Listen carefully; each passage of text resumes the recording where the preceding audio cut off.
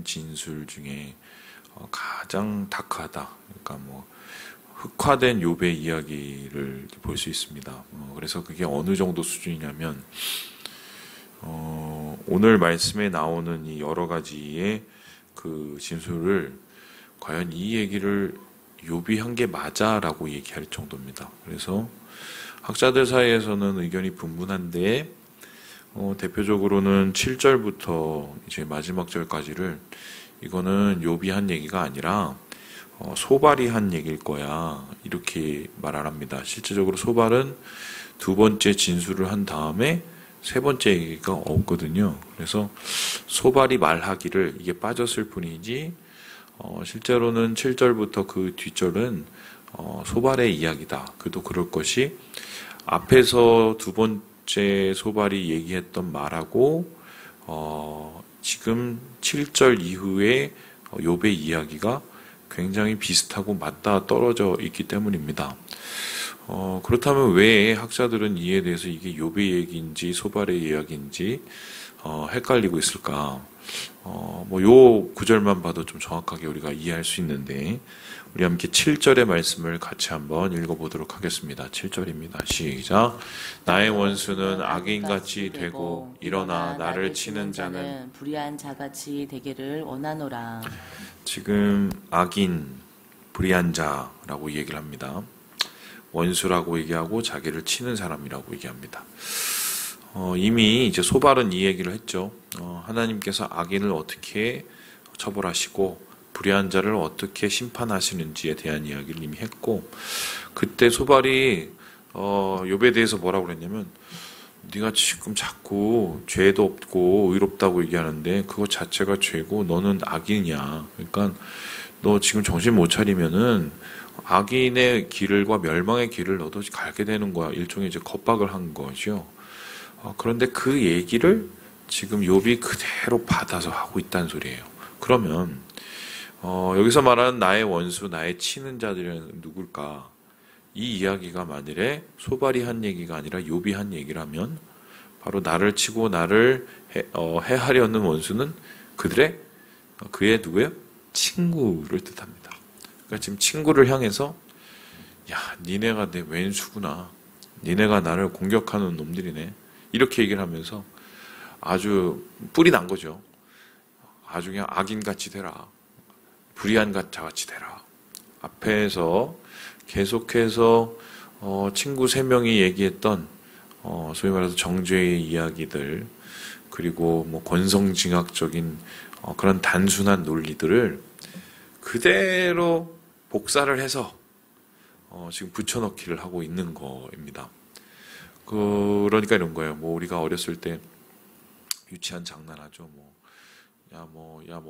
바보야 그러면 뭐 얘가 뭐 똥개야 막 그리고 막 그런 장난 한 거 기억나시죠? 그래서 뭐 너는 바보 너는 뭐 바보 하다가 나중에 어떻게 합니까? 반사 이러잖아요. 기억나시죠? 그거를 하고 있는 거예요.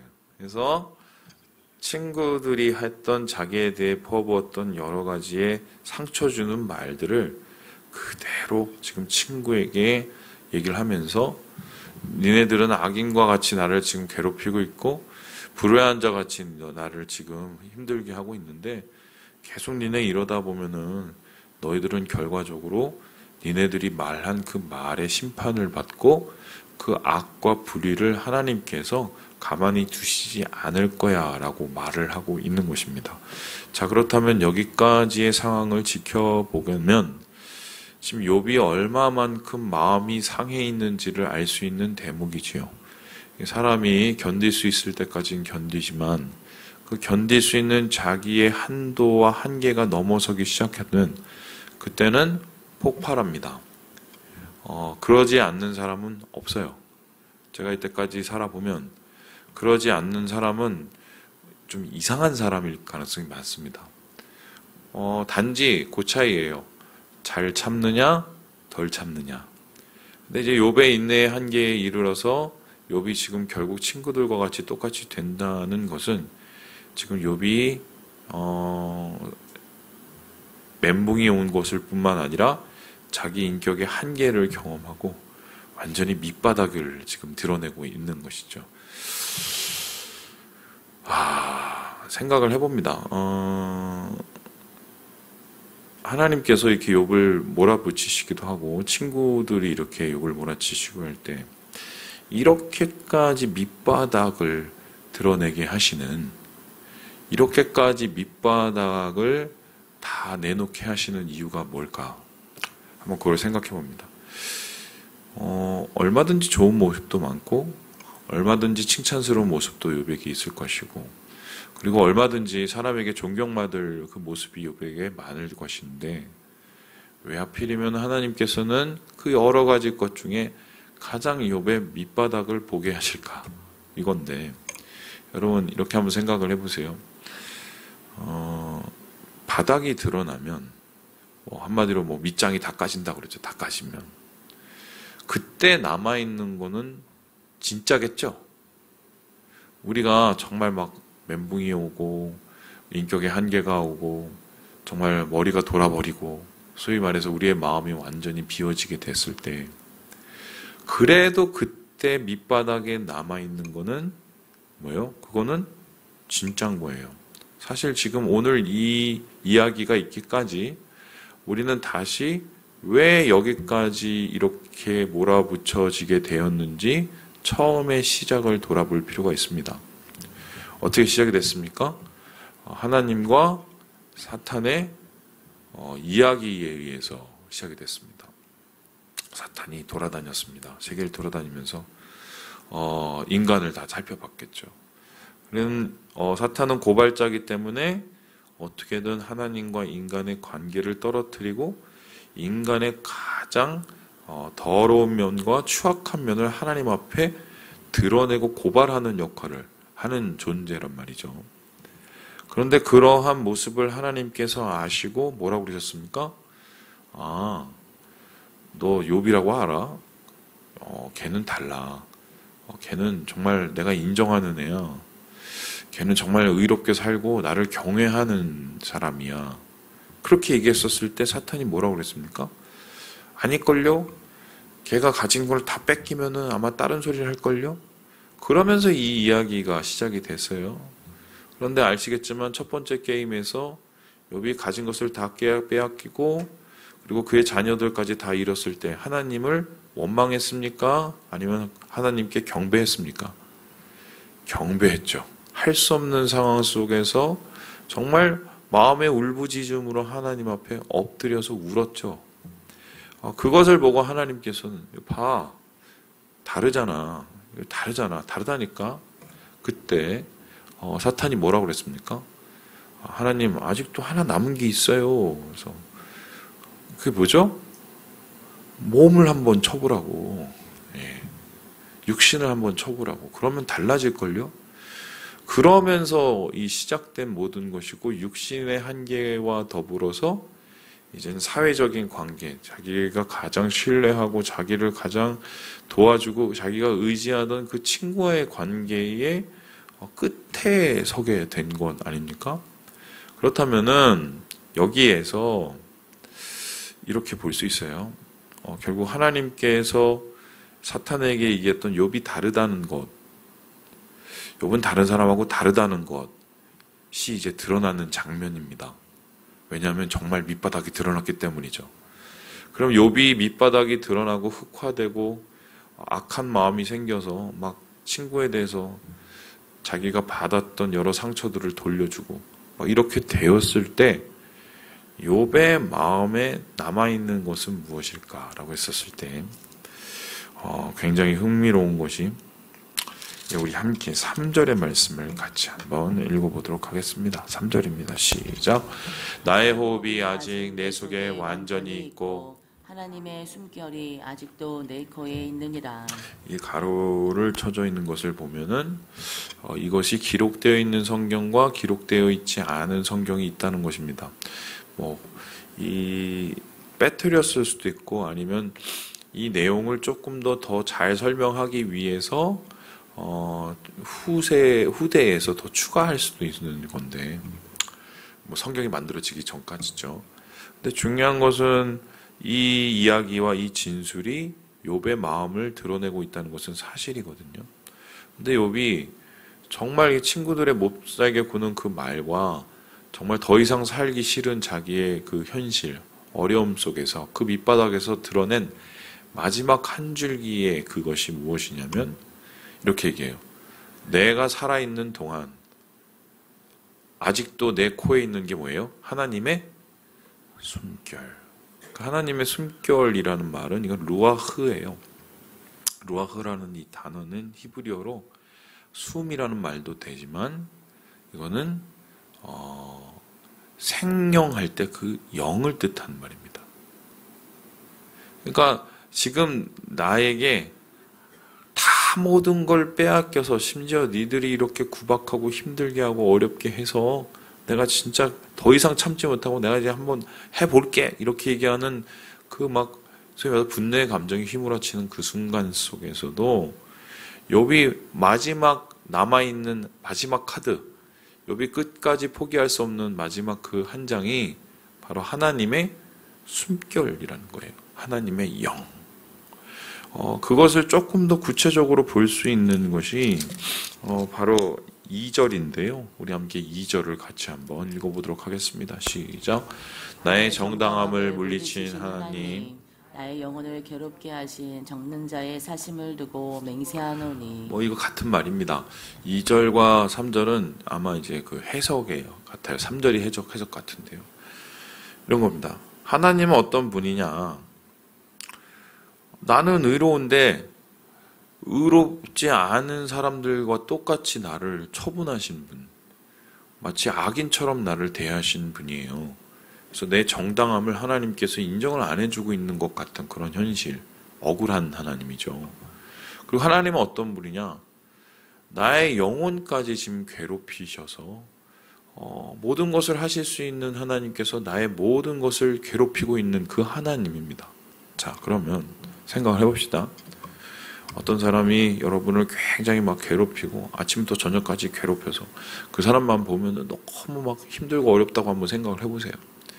제가 예전에 그 군대에서 제 바로 윗고참이 아직도 기억하는데 정왕국이라고, 이 방송을 보진 않겠죠. 근데 그분이 아시는 것처럼 제가 얘기했지만은 그 사회에서 그 소위 말해서 깍두기로 열심히 사시다가 나중에 은퇴가 아니라 전역한 후에도 깍두기로 계속 사시는 그분이셨습니다. 예. 근데 이제 저한테 이렇게 손찌검을 하고 막 이러면서 그랬죠. 이건 사실 너를 때리는 게 아니라 그냥 이뻐해 주는 거라고, 때리면서 그랬어요. 여러분 그 말이 얼마나 잔인하게 느껴지는지 아세요? 그리고 자기가 뭐 사회에서 막 놀았던 얘기를 하고 머리에 이렇게 칼집이 이렇게 있었어요. 근데 진짜 제가 끔찍한 게 뭔지 압니까? 그런 폭력적인 말이나 그 사람이 했던 그 폭력보다 그 사람을 아침에 눈을 뜨면 다시 봐야 된다는 거예요. 바로 제 옆에서 자고 있었거든요. 그 당시는 이제 이렇게 지금처럼 1인 침대가 아니라 요즘에 1인 침대더라고요. 그 당시에 이렇게 같이 이렇게 자는 거였단 말이에요. 하나님이 뭐 그렇게까지는 아닐지 모르겠지만 전방위로 수시로 시시때때로 나를 그렇게 괴롭게 하시는 분이라면 피하는 게 그게 사람의 마음일 겁니다. 그런데 욥은 어떻게 합니까? 그 하나님을 이름을 걸고 맹세를 하고 있습니다.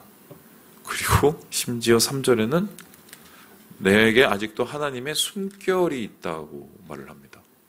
그러면 이게 참 아이러니하게 이런 건데, 이 모든 것이 하나님 때문에 이렇게 됐다는 것을 욥이 말하고 있음에도 불구하고, 하나님이 나를 이렇게 괴롭게 하고 있다는 것을 알고 있음에도 불구하고, 이 모든 것의 해결과 이 모든 것의 해법과 이 모든 것의 끝이 결국 누구의 손에 달려있다는 것을 알고 있는 거예요?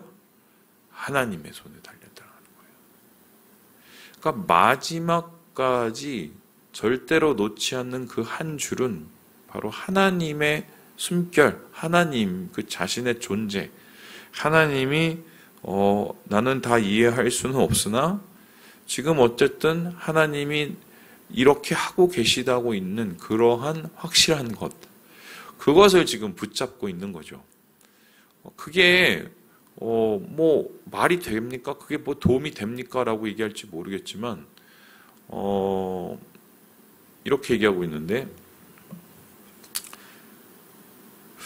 요나가 여러분 아시겠지만 이제 그 하나님의 명령을 어기고 불순종해서 니느웨로 안 가고 다시스로 갔잖아요. 다시스로 가는 배에서 풍랑이 일어나갖고 나를 던져라 이렇게 갖고 이제 바다에 딱 던지고 이제 그거를 큰 물고기가 악 해갖고 먹었어요. 그 큰 물고기 뱃속에서 며칠 있었죠? 3일을 있었어요. 예, 너무 잘하시죠. 그런데 그 3일 동안 요나가 기도를 한 내용이 성경 요나서 2장에 나타나 있죠. 근데 그 요나서 2장에 보면 나를 큰 물고기에 이렇게 삼키게 한 분이 하나님이시고 나를 이렇게 막 바닥으로 진창으로 떨어지게 하시는 하나님이고 막 이런 얘기가 막 나오는데 위대한 고백이 하나 나옵니다. 어떤 고백입니까? 내가 주의 목전에서 쫓겨났을지라도 다시 주님의 성전을 바라보겠다는, 지금 이러한 상황이 하나님 때문에 하나님의 징계라는 것을 알고 있음에도 불구하고 어떻게 보면 하나님께서 이렇게 나를 못 잡쳐서 완전히 밑바닥까지 떨어지게 하셨다는 걸 알고, 그리고 사실 그는 여전히 하나님이 니느웨로 가라는 그 명령이 아직까지도 마음에 안 들었어요. 그 이유를 보면 알거든요. 그럼에도 불구하고 하나님과의 끈을 놓지 않으려는 그 모습, 사실 그런데 그것 때문에 하나님께서는 그를 다시 재기할 수 있는 기회를 열어주신 게 바로 그 요나서 아닙니까?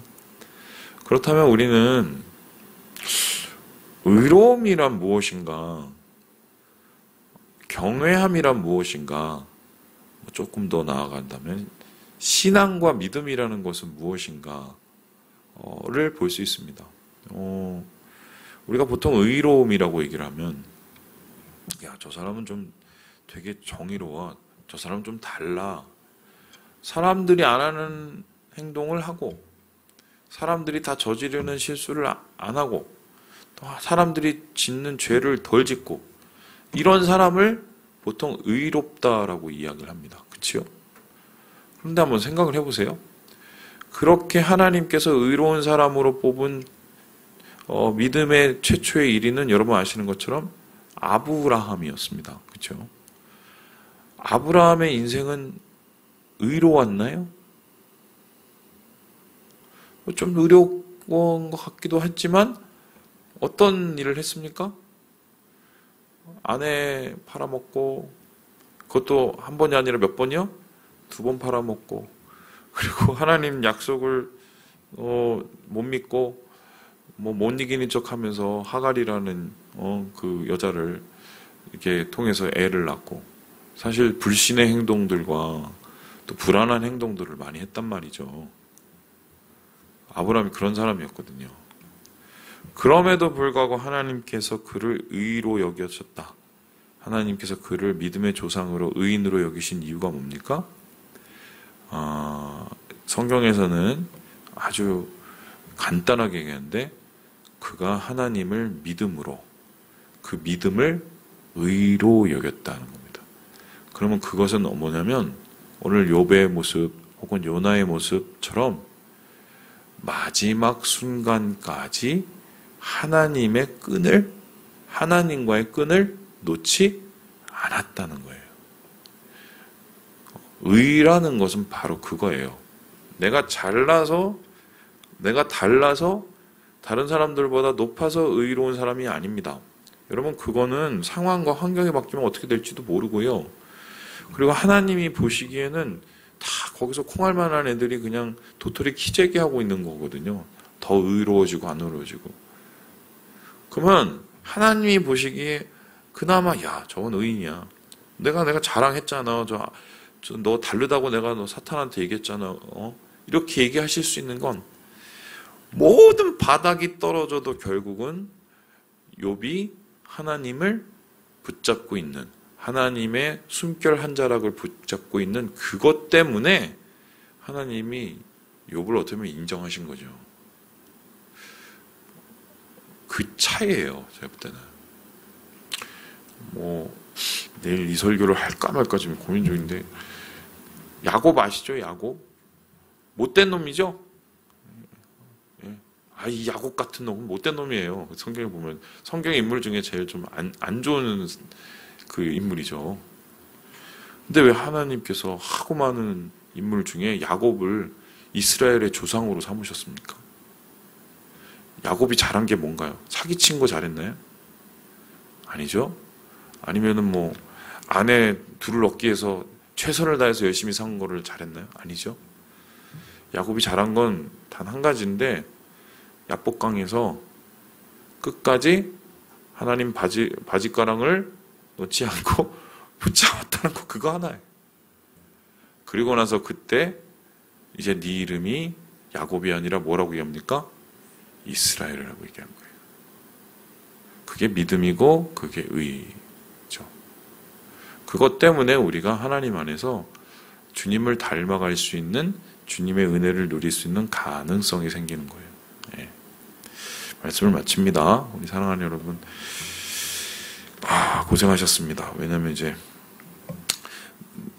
내일부터는 이제 욥의 얘기가 좀 재밌어지거든요. 이때까지는 계속 싸우는 얘기만 하다가 이제 내일부터는 막 이런저런 얘기들이 나와요. 예. 뭐 세상에 대한 얘기, 또 하나님에 대한 얘기. 이제 저 1차전 이제 끝났습니다. 그동안 고생하셨고, 그 욥과 하나님이 이제 풀어내시는 이야기들을 우리가 좀 다시 읽어보면서 새로운 여러시는 하나님의 은혜로 나가는 우리 모든 형제 자매들 되시길 주님의 이름으로 축원합니다.